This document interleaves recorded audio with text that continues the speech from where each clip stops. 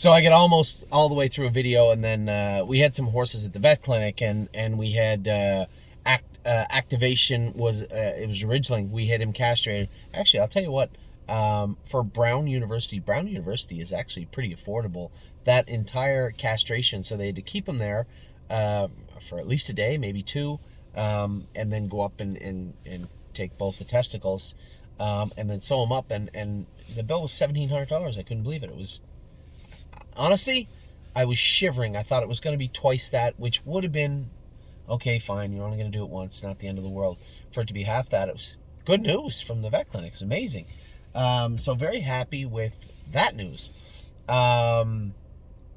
Also, the bill for collecting semen for Kings County came in also, so that was impressive. I think we found some closure in what we're going to do with Kings County, because there were some clients that said, hey, is there going to be compensation for this horse breeding those mares? My first instinct was to say no, it's going to be in-house, but that's unfair to the people that don't own the mares and do own a piece of Kings County.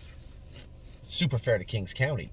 But so I didn't know how to do it, because this is a problem we run into with the mares and the programs. There's just so much time lapsed. We're not built to catalog in that manner. So it was Joel, good old Joel, come up with a great idea. He said, why don't you just charge per insemination? Smart. That way it's clean, done, no problem. He had said 300, which I thought was a little low. We're hoping that all these mares will catch the first time we breed them. So we thought $500 per breeding. I think that's fair. You're talking about a couple of bucks, $5 per share. It seems fair to me.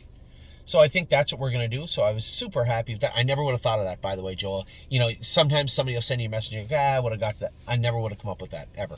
So it's just one of those can't see the forest for the trees type of thing. It was an easy solution that I was never going to get to. So thank you very much for that. And a number of other people sent in ideas too. All good ideas. I wasn't disappointed with any of the suggestions. They all had merit, all of them. But I think this is the cleanest way to just cut it off. So that is good. Activation was good. Kings County, I was happy to get both those invoices paid off and done. They weren't very much at all. On this side of the border, we had 4 horses going to the vet today. Not a ton found clinically with procrastinator. Was he slipping? Now, I didn't get the blood work back. She was waiting for the blood work. I suspect there has to be something in that blood work, a high AST or liver or something going on there. I refuse to believe that this horse just raced that way because, as I'd even say, because it just doesn't, it's not going to happen that way. So something will be found. Not a whole lot, again, clinically with him. I think they shocked his right front foot. They thought there might have been bruise. I think maybe when he was twisted around coming out of the turn, he might have touched that foot. That might be where that bruise came from. I think that was in the midst of him racing bad. It wasn't a cause of it at all, I don't believe. So we'll see what the blood says. A little peculiar, to say the least. I mean, it's not, you're saying, oh, I thought he'd be better. I know he's a better horse. I sat behind him. I won him 55, come 27. That was not procrastinator. So whether he was, I don't know about the slipping either, but we'll see. We'll see. So clinically, no real issues, which is huge, because this is a horse that had a lot of issues at 2, maturity soundness-wise, as far as his actual skeleton, as far as him himself, he did have some issues. And for him to get a clean bill of health is amazing. I'm not very thrilled that it came off such a poor mile, but again, I'm almost positive something will be found in that blood work.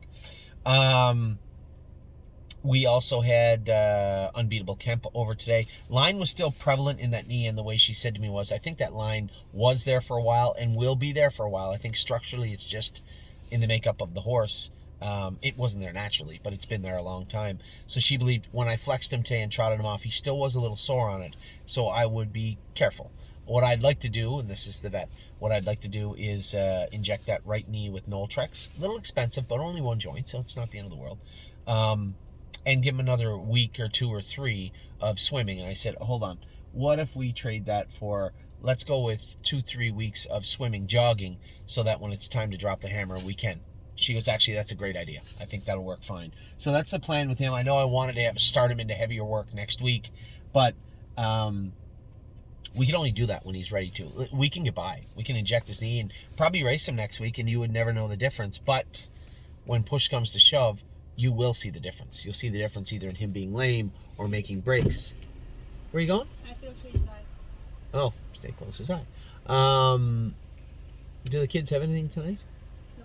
Oh, good. What time are you here till? Oh, I keep forgetting I'm racing tonight. I don't think I'm in till late. So I can do 4 and 6? Yeah. So, forgot I had to go drive tonight. Where was I? So Unbeatable Kemp, she said, listen, when he's ready, he'll tell us. He's getting better. That's there. That line, if you x-rayed him in 2 months, that line might be there. But it's when he is, she believes, and I guess this is the underpinning of it. She believes it was jarred. She believes that maybe, when James touched that wheel, or when he made a break, or when he made a break the week before, or the track because it was hard, or the week before because it was soft, something aggravated that knee.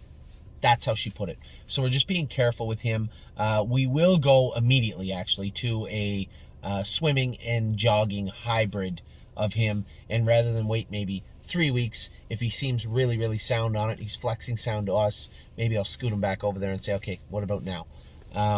So that she's happy and we're happy. Now that we know we have to manage that knee and it's a flashpoint, it's there, it's physically, it's tangible, you can see it, it's right there in front of you. On x-ray, I mean, you can see what the issue is, or one of the issues. What I would call, especially in a 4-year-old horse like him, a flashpoint. You can shock it from time to time. I doubt we'll have to go back in and inject it for a while. Now that we've put Trex in, he should be good for a while in that regard. Just something we have to watch. I don't think he'll just go out one day and break his knee. I don't see that happening.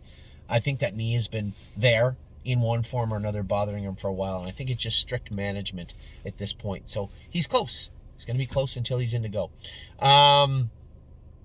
So that was him.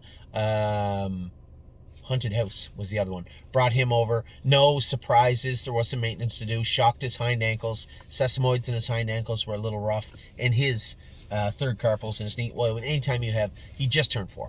So anytime you have a pretty young horse with the weight he is, he's 1,100 pounds. He's a big boy.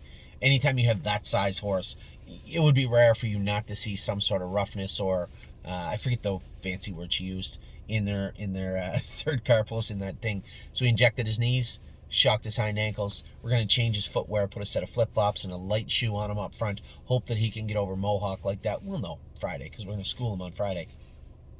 So Haunted House looked very good. Also, Stay Close, as Amy was just leaving. So many of you don't know this. We haven't really talked about it. So when he scratched his eye, I talk about how I scratched my eye. It was nothing like this. You imagine a poor horse not understanding his eyes, so we have to cover him up, have a hood on him. He has something sewn into him that can deliver medication to that eye, so it's literally sewn into the eyelid and under a hood. And every 2 hours, and Amy's been doing most of this, every 2 hours, we have to go back and treat it. Now, you stop it at 11 o'clock at night, you come back at 6. So that window's not 2 hours, obviously. For those of you who are not good at math, that's 7 hours. So, so you would start, she starts at 6 o'clock in the morning, 6, 8, 10, 12, 2, 4, 6, 8, 10. Now, if there's gaps of minutes and 10 minutes and 5 minutes in between, it usually lands you somewhere around 11 p.m., 10:30, 11 p.m. But that is what had to happen with Stay Close for the last week. Now, the vet, looking at it, still looks very cloudy and kind of nasty looking, and from a person who knows nothing about eyes, other than the fact that I have two, it's gruesome. So she looked at it today. She goes, no, it's much, much, much, much better.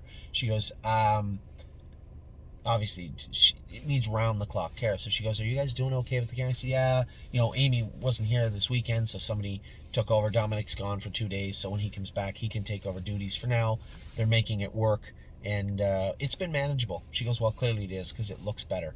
I said in regards to work, because he's just in his stall. She goes, yeah, light work. You don't want to get him wound up. He needs to be healthy and stuff. I said, well, what about just the walker, the equicizer? She goes, that will work. So I think we'll start with some light workouts for very, very light jogging, maybe 10-minute session for first day close for the next week and then reassess again after that.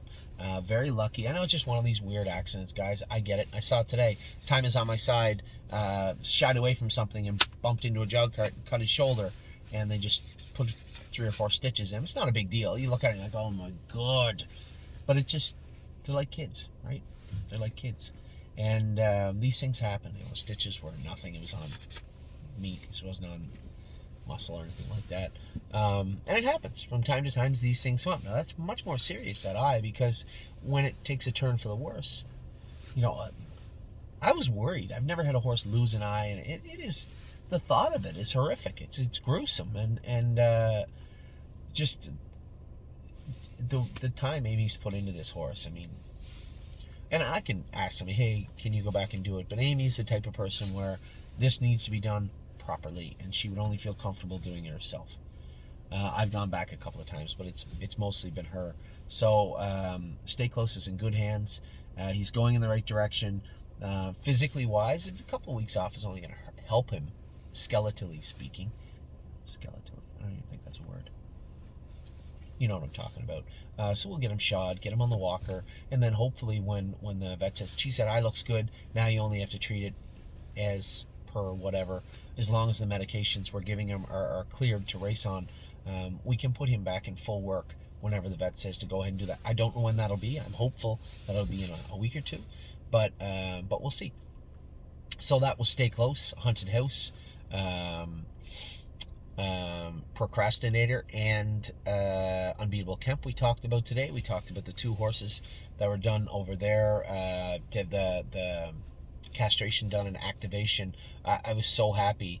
As I said, the bill was only $1,700, which sounds like a lot, but honestly I thought it was going to be twice that, because he was a crip. So he was originally they had to go in and open him up, and his attitude on the track is great. In fact, I went in the other day and said, why are we gelding him again? And it was Sarah. She said, oh, he almost killed me today in the stall, so there's that. That's a no-no. You start attacking caretakers, snip. So activation is now a gelding, and we were collecting the semen for Kings County, which was very affordable also. So a good day. It's been a good day.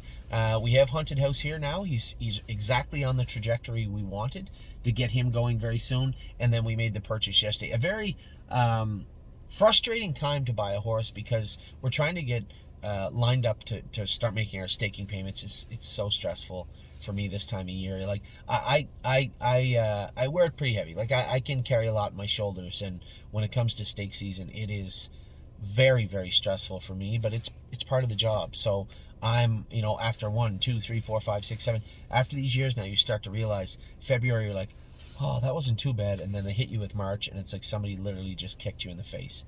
So to buy JK Victory right now, 1, it was a lot of money, and 2, the timing to collect all that money and get it paid out is difficult, is tough.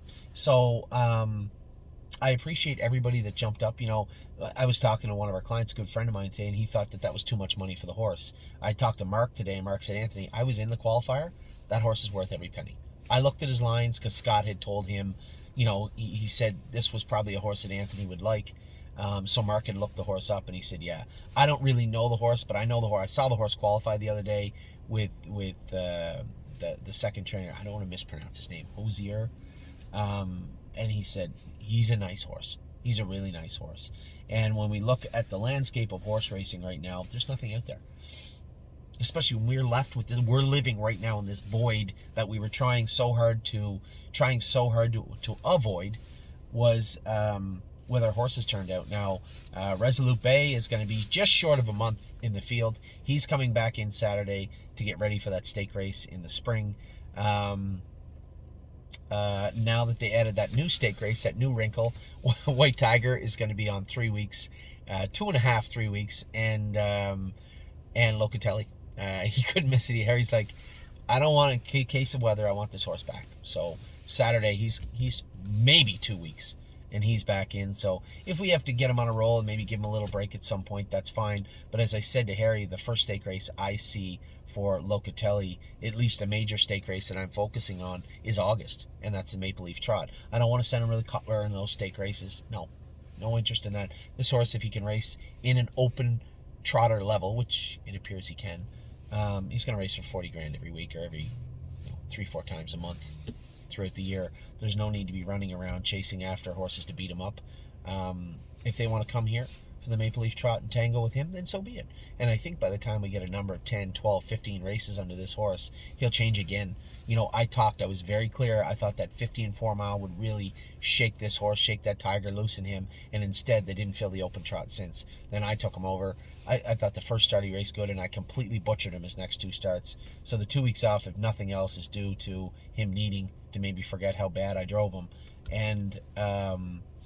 And sharpen back up, because I saw him on the track when they were waiting to get the stalls empty to turn him out. He was razor sharp. So, and he really didn't have that many starts. So Locatelli is coming back. Gypsy is coming back tomorrow. Locatelli, Resolute Bay, and White Tiger will be back on Saturday. The newest additions to our barn, Haunted House, will be racing next week. And the very newest addition to our barn, JK Victory, will likely be racing next week also. Wait, now, hold on. Yes, next week. Not this week, next week. So there you have it. A good Monday. Hasn't been a great month for Mondays for us. No bad news. All favorable stuff from the vet, whether it be Stay Close as I, Unbeatable Kemp's Knee, or the new horse Haunted House. Anything we took over there, he procrastinated, a little peculiar, a little odd. As I said, we'll get to the bottom of it. But nothing bad happened today. Nothing bad took place today. No bad news from the vet. Only one we're racing tonight is Looks Like Money. So interested, excited to see what he's going to do. And for the most part, just super happy that we're not starting off on the wrong foot. We didn't start off with a right hook this week. We started off favorably. So again, thank you everybody that got involved with JK Victory. I know this is a tough time of year for everybody. So excited too that had so many 2, 3, 4, 5% owners in this horse. It should be a lot of fun. It's going to be a good ride with him, I hope. Finally, we got a couple of horses that are well rested, sharp as a tack, razor sharp and ready to go, and hopefully we can show them off next week. So thank you again. I will talk to you all very soon. Still lots going on this week. Just so happy that Monday went well. Take care.